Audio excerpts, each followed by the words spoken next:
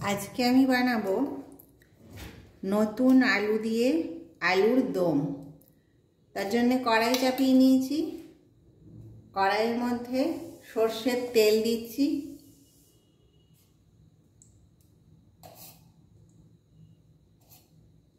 এই আলুর দমটা নতুন আলু দিয়ে খেতে খুব ভালো লাগে। সিম্পল আলুর দমই বানাবো আমি। তেলটা গরম হয়ে গেছে, তেজপাতা দেব একটা, আর একটুখানি জিরে ফোড়ন দেব। তেজপাতা জিরে ফোড়নটা হয়ে গেছে, এবারে পেঁয়াজ বাটাটা দেব। পেঁয়াজ বাটাটা হয়ে গেছে, এবারে আদা রসুন বাটা দেব।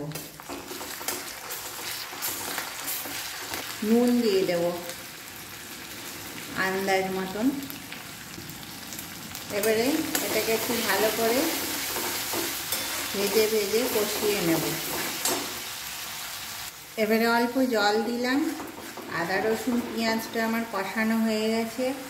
এখন আমি মশলা দেব।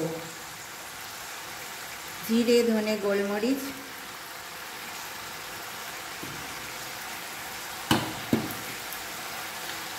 হলুদ পরিমাণ মতন,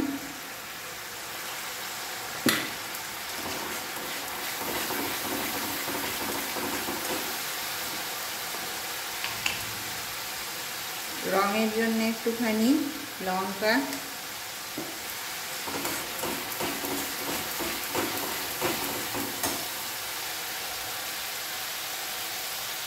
আর দেব কাঁচা লঙ্কা বাটা।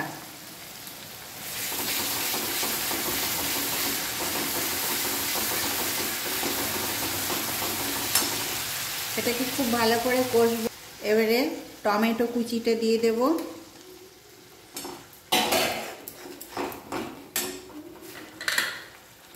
টমেটোটা যতক্ষণ গলবে না ততক্ষণ আমি কষতে থাকবো। এবারে মশলা থেকে তেল ছেড়ে এসছে, টমেটোটাও গলে গেছে। এবারে আমি সেদ্ধ করে রাখা নতুন আলু আর মটরশুঁটি দিয়ে দেব।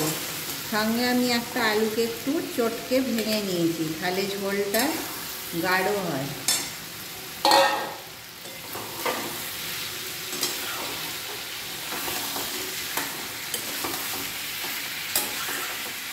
আপনারাও এইভাবে একবার বানিয়ে দেখবেন, এটা খেতে খুব ভালো লাগে। রুটি, গরম ভাত সবের সঙ্গেই, পরোটা, লুচি।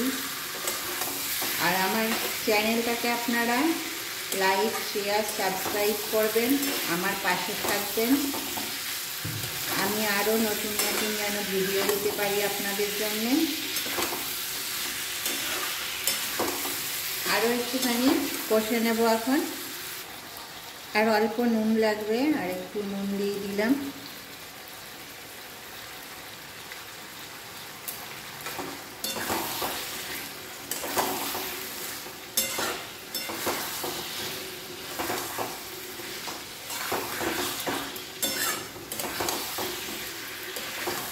এবারে আমার কষানো হয়ে গেছে, অল্প জল দেব।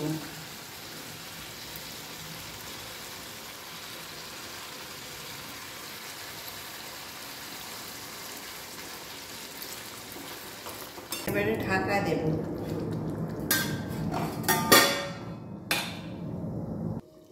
এবারে আলুর দমটা আমরা একবার খুলে দেখব। দেখুন কত সুন্দর রং হয়েছে।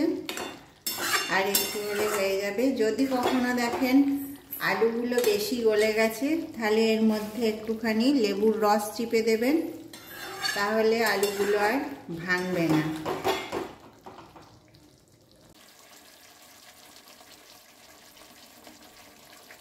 আপনারাও এইভাবে একবার আলুর দম বানাবেন।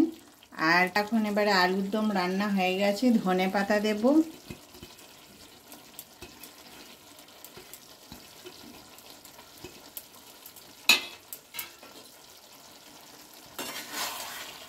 একটুখানি মিশিয়ে দেব ধনে পাতাটা, তারপরে ঢাকা দিয়ে দেব। নমস্কার।